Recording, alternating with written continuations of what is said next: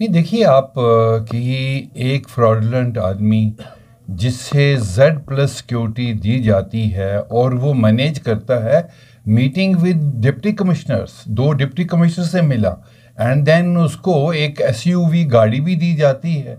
उसके बाद वो एक सिक्योरिटी की गाड़ी आगे भी है और एक गाड़ी पीछे भी है। मैं सवाल इस तरफ से नहीं कहता कि एक फ्रॉडलेंट कैसे मैनेज करके यहाँ सिक्योरिटी की उसको ब्रीच करता है, वो कहीं भी जा सकता था। या वो मैंने सुना कि वो बॉर्डर्स एरिया में घूमा है, क्या किसके लिए काम कर रहा होगा, ये बात सोचने की है। लेकिन सवाल पैदा ये होता है कि साहब, एक प्राइम मिनिस्टर के नाम से यहाँ पर किसी ने उससे पूछा भी नहीं कि सेंटर का इतना दबाव है यहाँ पे कि कोई भी आदमी कह दे कि मैं होम मिनिस्टर का आदमी हूँ और प्राइम मिनिस्टर का आदमी हूँ, और लोग यहाँ सलूट मारना शुरू कर दें। तो यहाँ की जो हमारी अपनी जो ये एडमिनिस्ट्रेटिव ऑफिसर्स हैं या यहाँ के सिक्योरिटी हैं या इंटेलिजेंस के लोग हैं, क्या उनको मालूम नहीं लगा कि वो इतना घूमता भी रहा और पता ही नहीं कि भाई कौन आदमी पीएमओ ऑफिस का यहाँ अपने नाम से लेकर यहाँ काम कर रहा है और अपने आप को बड़ी पीएचडी डिग्रियां और क्या और फोटो का पोज करता है, वो उसके चारों तरफ सिक्योरिटी जेड सिक्योरिटी जैसे होती है वैसा खड़ा है। तो कितना बड़ा ब्रीच है ये हमारे इस देश में, जबकि हमारा कश्मीर एक बहुत सेंसिटिव है। आप बाकी जगहों को छोड़िए, कश्मीर एक बहुत सेंसिटिव जगह है जहाँ पर इतना बड़ा ब्रीच होना है, जो एक बहुत बड़ी इंक्वायरी का ये जामिन है कि इस पर इंक्वायरी होनी चाहिए। और ये स्टेट को ये पता होना चाहिए, लोकल एडमिनिस्ट्रेशन को, कि साहब आप लोकल लेवल से लोग एडमिनिस्ट्रेशन से बात करें, हमेशा हर बात सेंटर के दबाव में ना आए, ताकि इस तरह की चीज़ें ना यहाँ हाथ से पेश हों कि साहब कोई आदमी बाहर से आके यहाँ इस तरह का नाजायज़ फ़ायदा उठा रहा है कि भाई मैं पीएमओ ऑफिस से आया हूँ या कोई और भी, या इवन यहाँ हमारे बड़े सेंसिटिव बॉर्डर्स हैं, कहीं भी कुछ जा सकता है, वो कुछ भी किया हो, या इस तरह से कई लोग कर भी गए होंगे। अगर ये एक चीज़ सामने आई है तो इससे अलावा और भी कई ऐसे लोग यहाँ कुछ भी करके चले गए होंगे। तो इस लिहाजा इस पर बड़ा एक बिल्कुल इंक्वायरी चाहिए कि साहब ऐसी चीज़ें क्यों हुई और कौन लोग रिस्पॉन्सिबल है। मुझे तो लगता है उन लोगों को इमीडिएटली सस्पेंड कर लेना चाहिए जो डिप्टी कमिश्नर दो इसमें इन्वॉल्व हैं, जिनने पूछा नहीं कि साहब इतना कौन सा बड़ा सलूट मारना था उन्होंने कि पीएमओ ऑफिस से कोई आया और उसका उनको कोई मालूम नहीं है। चीफ सेक्रेटरी से पूछ सकते थे।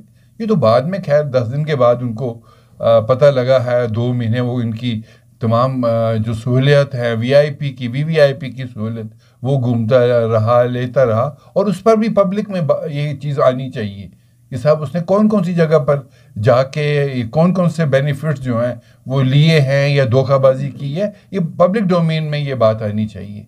क्या पता कितने लोगों को लूटा भी होगा, मैं तुम्हें नौकरी दिला दूंगा, किसी बिजनेसमैन को कहा होगा मैं आपको बिजनेस ये हाँ कुछ बेनिफिट दिलवा दूंगा। वो सब चीज़ें तभी आएंगी जब इस पर एक फुल फ्लैज इंक्वायरी हो और पता लगे कि ऐसा आदमी कैसे इस सेंसिटिव स्टेट में नाजायज़ फ़ायदा उठा गया और सिक्योरिटी की ब्रीच हुई है। आप यकीन मानिए हम कल से हैं। अंदाज़ा करिए आप कि कोई आदमी आता है, वो ये कहता है कि मैं प्राइम मिनिस्टर साहब के ऑफिस में एडिशनल डायरेक्टर, पता नहीं जनरल क्या हूँ, पॉलिसीज एंड क्या पता नहीं क्या क्या, और उसको सब कुछ मिलता है। उसको डबल स्कॉट मिलता है, उसको बेहतरीन गाड़ी पता नहीं कितने लाख की वो बीपी गाड़ी मिलती है, और पूरा निज़ाम उसके आगे पीछे होता है। वो ऑफिसर्स की कभी कभी मीटिंग भी करता है और पूरा घूमता है, कभी कहीं जाता है, वो गुलमर्ग कहीं और जाता है। आप ये अंदाज़ा करिए कि ये किसके ज़रिए आया, इसने कैसे हिम्मत की ऐसे करने की, और दूसरी बार आया और किसने यहाँ पे उसका इंतज़ाम व इंसराम किया, उसको सब कुछ फराहम रखा, उसको होटल रखे। मुझे नहीं पता किसने पेमेंट कर दी, क्या कर दी।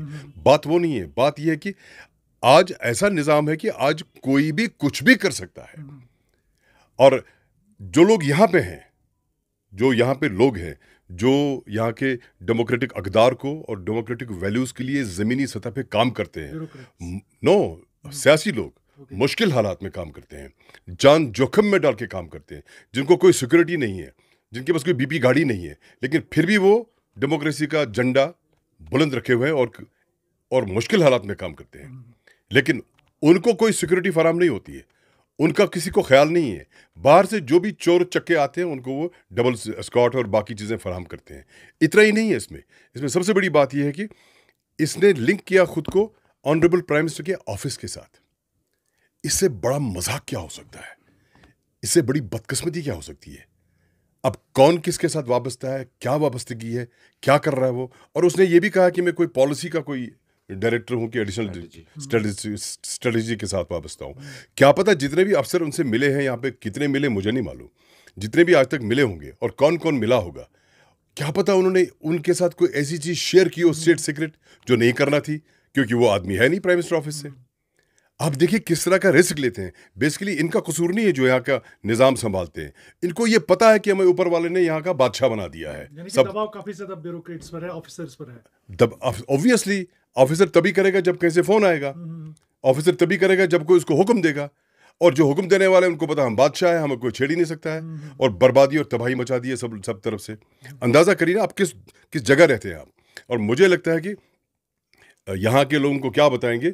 मैं mister home minister Amit Shah ji से कहता हूँ, ये उनका फ़र्ज़ है, उनकी ड्यूटी है मुल्क के तई कि वो इसकी तह तक जाए कि ये माजरा क्या है, और ये भी देखे कि इस तरह के कितने लोग यहाँ आए हैं आज तक।